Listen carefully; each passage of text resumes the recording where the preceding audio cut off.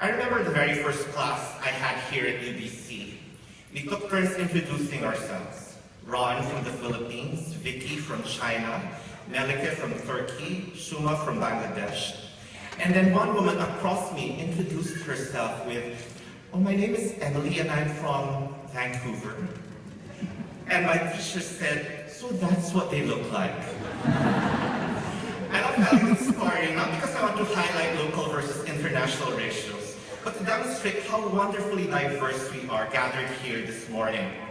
Whether we did a B.Ed or an M.Ed, an M.A. or a PhD, whether we're ECPS or EDCP, EDSD or LLED, and all these wonderful permutations of consonants combined with the letter E.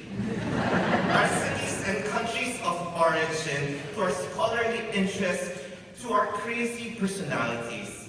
We all have different stories to tell about how we ended up here in the Chan Center wearing these funny hats, waiting for the speech to end so we can finally go for drinks at Mahoney's. My story is that before coming here to UBC, I took a hiatus from teaching literature at Manila and was working for Intel in Shanghai. And even though I did a corporate life for 5 years, I couldn't help but feel like an interloper. When I attended business strategy meetings, I almost always expected someone to point a finger at me and say, "You don't belong here, you smell of musty books from the library." And so when I had enough of that, I made that leap from busy, fast-paced, sunny Shanghai to, well, Vancouver. And I remember walking into the scarf, seeing people discuss everything from meiosis to metonymy, and I told myself, I've come home. I knew it even earlier when I walked down the main mall, and I realized passersby never look at your shoes or the brand of your clothes, but they look at the book you're carrying. Ooh, logic of practice. Ooh, ideology and pedagogy.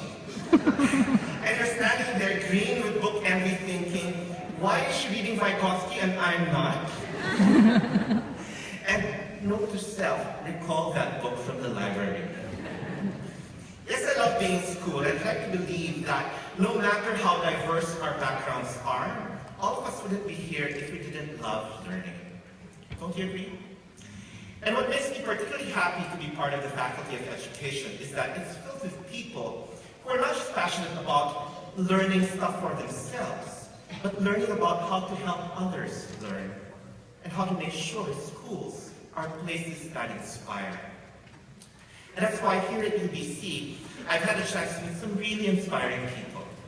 Like my supervisor, Bonnie Norton, who wakes up at 4 a.m. every day to work on a million things. Then gets an email from a complete stranger in Tanzania who tells her, "Dear Dr. Norton, I read about your work on the internet. And could you explain a little more about this theory of social identity of yours? Because I don't quite get it." And Bonnie actually finds the time to reply with a real answer. I think about my classmates, friends like Libby and Liam, who after a 3-hour class hop on the beeline with me talking about neoliberalism, determinism, and all the other isms people like Purdue have made up to make life difficult for us. We talk about what this means for teaching English in Japan or learning Chinese in Vancouver. Looking back, I think I've learned as much from my peers as my professors. And this is why I stand here this morning to speak to you, because after spending some time here at UBC as part of the Faculty of Education, my heart swells with only gratefulness. Gratefulness for having had the chance to meet such a diverse group of people. Teachers, scholars, classmates, who are bound by a single passion, to learn and to give, so that others may learn.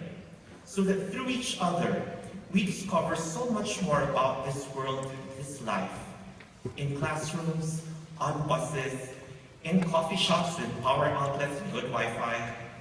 All of these magical spaces we continue to be part of, where beautiful things like learning and sharing take place.